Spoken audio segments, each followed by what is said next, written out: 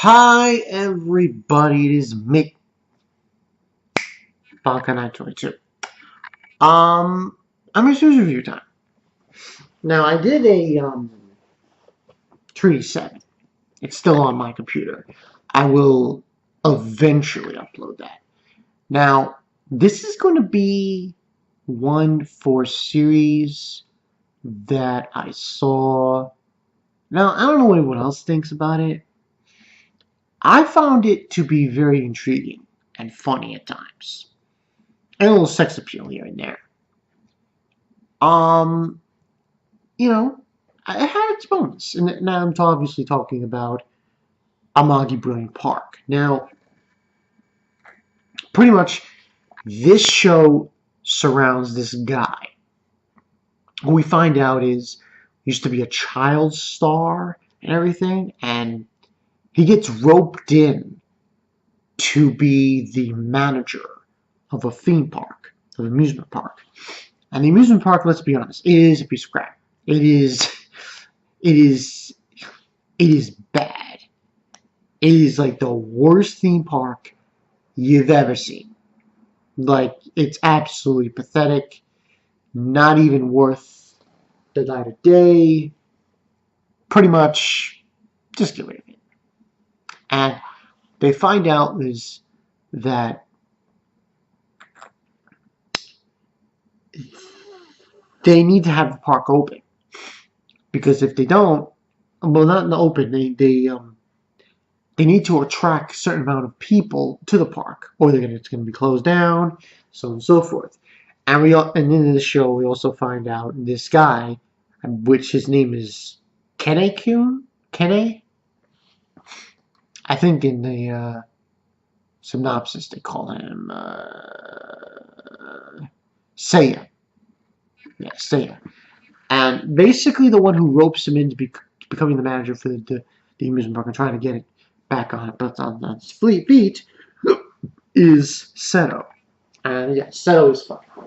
I don't care. She's really attractive girl in the show. But she's got these like shotguns that she fires at people. It's pretty crazy. But the reason why they have to keep it open is the whole shit ton of reasons. And this theme park has fairies from this place called Maple Land. Well, Maple Land. And they need to be working here. Because if they don't work at this theme park, they won't be able to work anywhere else. But I found it to be an interesting anime for the season. And it was funny. Had some pretty good jokes here and there with the comedy. But the other thing that intrigued me about it was there was some drama. When we got really close to the final episode, well, first of all, the final episode is really just a spoof episode. The real episode was the one before it that had a very good ending towards it. And I found it interesting because you really think about it. You have a theme park, and the people working there are human. They're fairies. Go figure on that. And what really intrigued me later on in the story, in this anime, was when we found out the truth behind the one who owns the park, which is this princess, Latifa. When we find out about her and her story and what's going on with her. And her story basically ties in to the reasoning behind why the park needs to be remain open, not closed down. And I thought it was done very well. The last episode which I just saw, it's really nothing. It's really just like I don't want to say a throwaway episode, but just the funny episode. I don't see there being a second season though, because they pretty much just covered everything in this season. So fucking knows. So pretty much, yeah. Now overall, I'm not gonna rate it that high. I would say this deserves at least At least an 8, because it was funny, it was charming, and